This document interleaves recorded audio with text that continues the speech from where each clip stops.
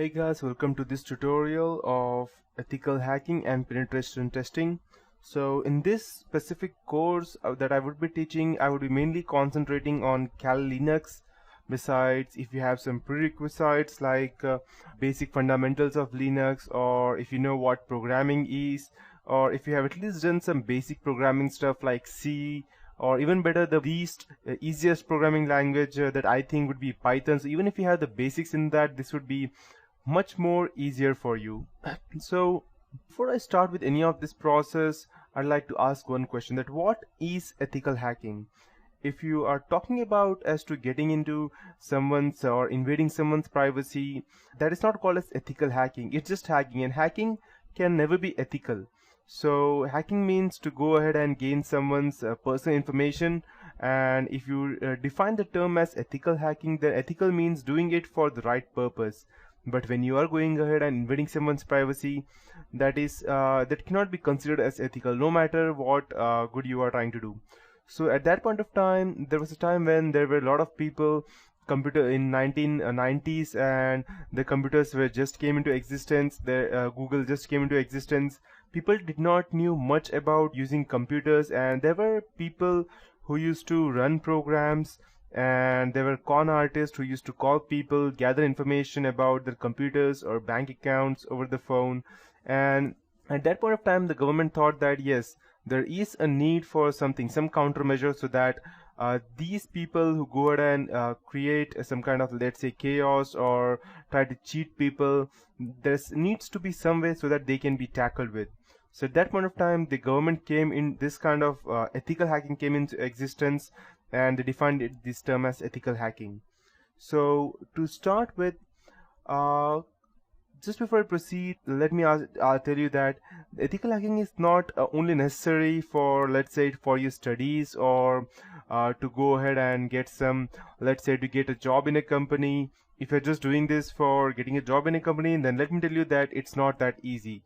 And even if by the time you see this course may become a bit outdated, because to be in process to gain information about ethical hacking, what I could do in this tutorial is that I can go ahead and give you the latest updates that I have, but this is as for today.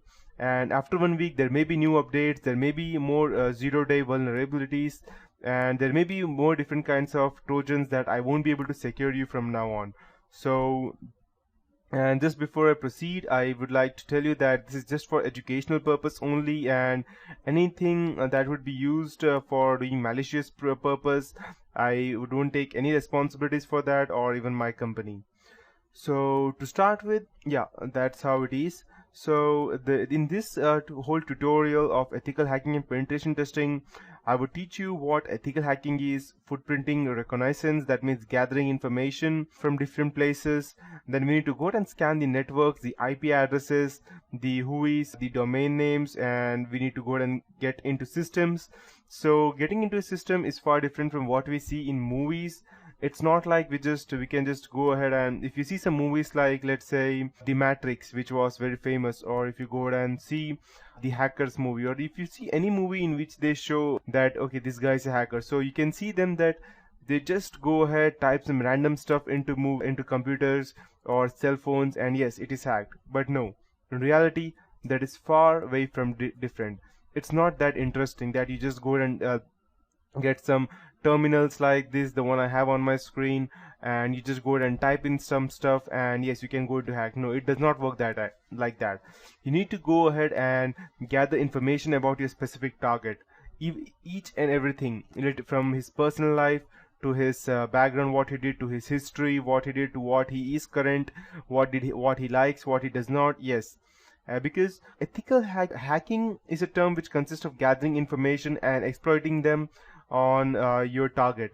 But ethical hacking is not only to save yourself or your customer to whom you would go and save from getting, let's say, getting indicted from the specific hacker. It's also about attacking them. So you might be thinking that why do we need to attack someone? If you go ahead and try to penetrate someone else's organization, then it is unethical, right? Yes, that is unethical. But if you get the permission, then it is not. So there are some or not some, I can say that most of the organizations allow penetration testing in their on their firms.